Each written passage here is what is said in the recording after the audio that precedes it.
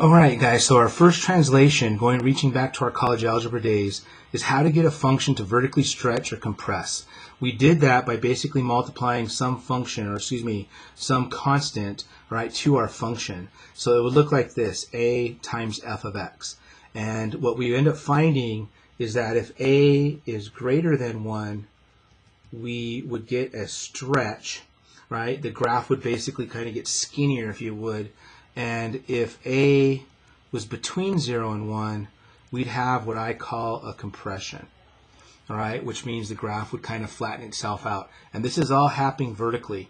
There is a way to compress things vertically and horizontally, but that's the next video. Right now, notice that what we're doing is we're taking the output, f of x, and multiplying it that. But so this is all impacting outputs, or what you guys know to be y.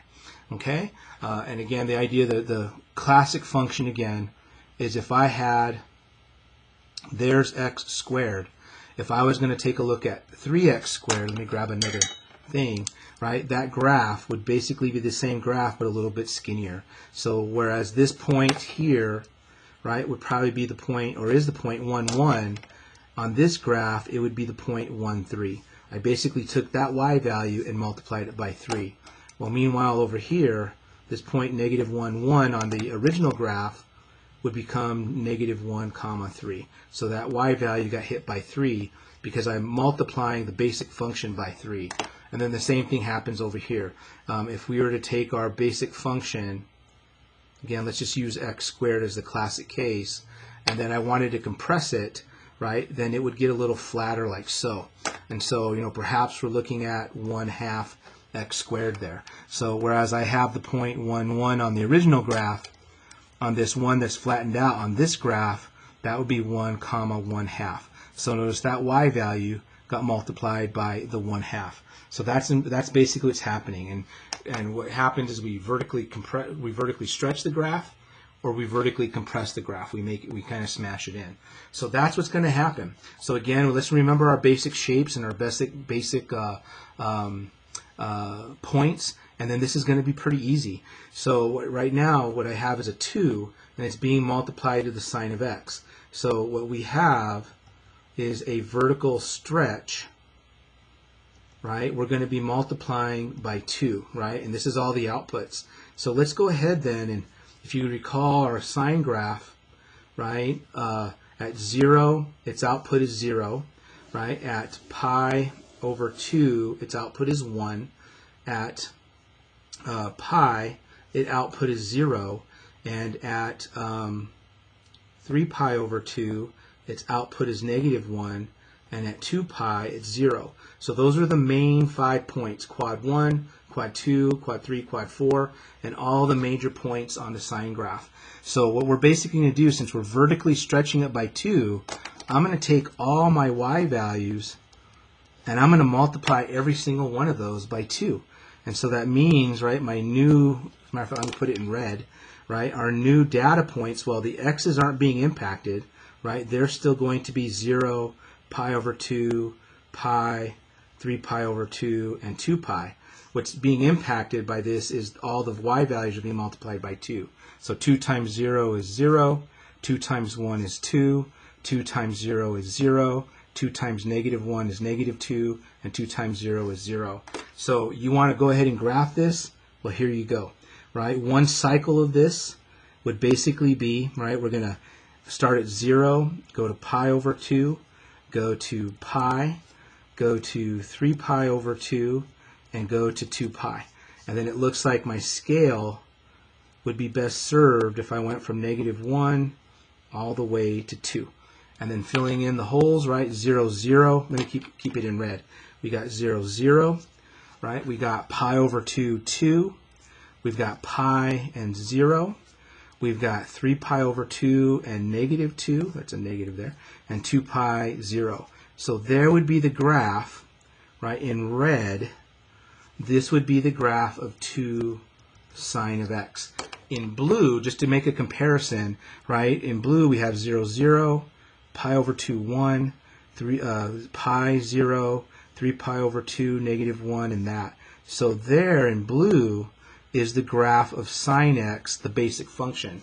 So you can see what happened by taking all the y values and multiplying by 2, it essentially vertically stretched, all right, the graph. And so there would be our new thing. And what we also have, talking about amplitude here, is we would say that the amplitude is equal to 2. It's basically how high my wave is, and I keep using this word equilibrium, but the x-axis is serving as kind of an equilibrium point. We're 2 above it and we're 2 below it, and so we're constantly bouncing back and forth around x equals 0, y equals 0 basically. So y goes to 2, y goes to -2. On average, right, it is basically 0. So that's an equilibrium. So the amplitude is how high the wave is from that equilibrium. And right now the x-axis is the equilibrium. So it's no matter which direction we go, right, it's 2 units away from the x-axis and it's 2 units away from the x-axis. It's always positive. It's the absolute value, if you would. All right, so we have an amplitude of 2. So what about the next one? Well, if you're a quick learner, I know right away that the amplitude is 1/2. Right? This wavelength, right, we're going to still have, let me put it in red, our equilibrium is still going to be the x-axis because we're not impacting the x-axis.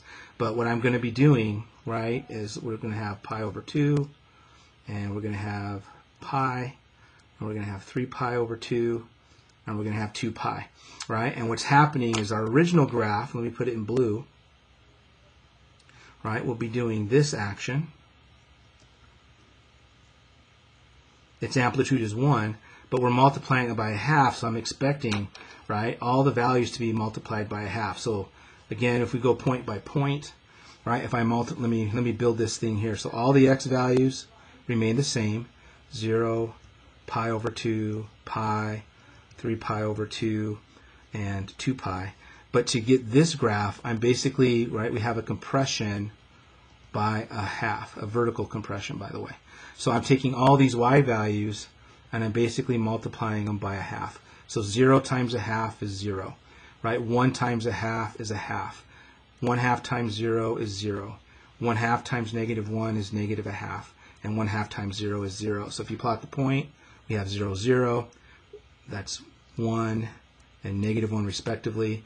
There's positive 1/2. We have 0. There's -1/2 and there's 0. So there would be the new graph in red. So in red, there's 1/2 of sine x.